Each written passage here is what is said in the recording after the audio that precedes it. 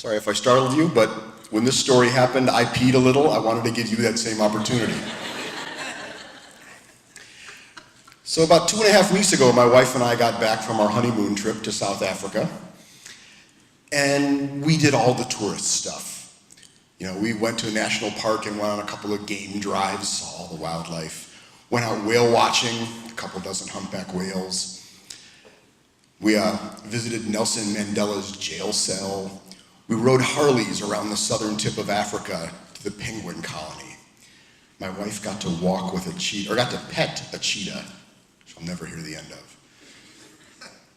I went for a walk with a 4,000-pound elephant. We fed the ostrich. We ate the ostrich. Circle of life. But the one thing I really wanted to do to make this trip complete was to go shark diving.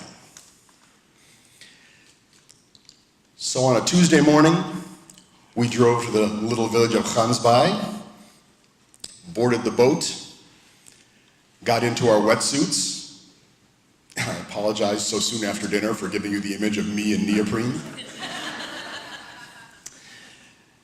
And went out toward the Dyer Island seal colony, or as the sharks know it, the buffet. Now, the naturalist on board had told us that recently a couple of killer whales had moved into the area. And since killer whales eat sharks, all the great whites had just beat it out of the area. So seeing great white sharks was kind of a rarity. And sure enough, we saw lots of other sharks.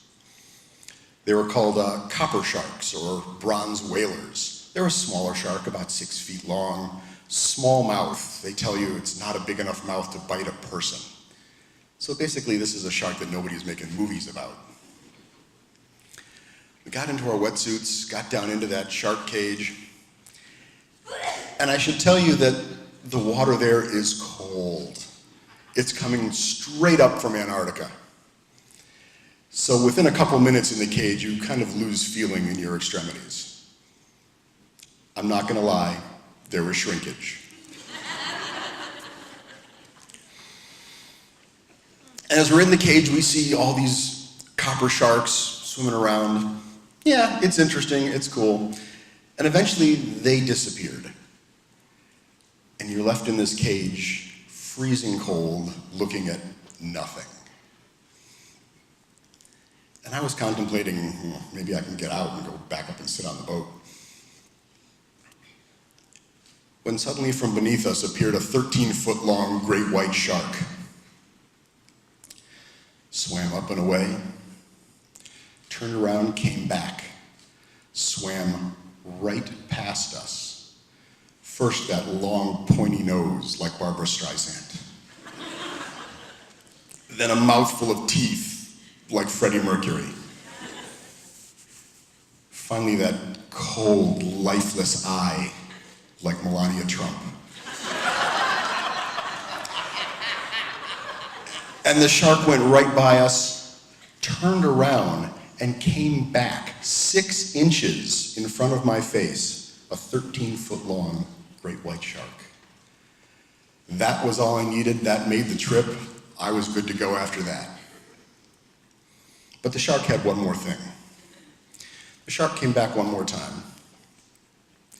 And as it went past us, from an area that I think anatomically is known as the butt, it released a green cloud.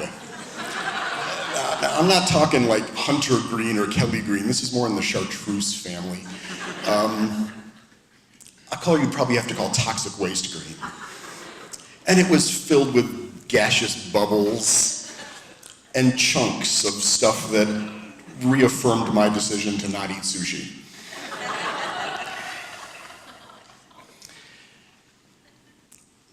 I'm not a marine biologist, I don't know the technical term, but I believe you'd have to say that that great white sharted.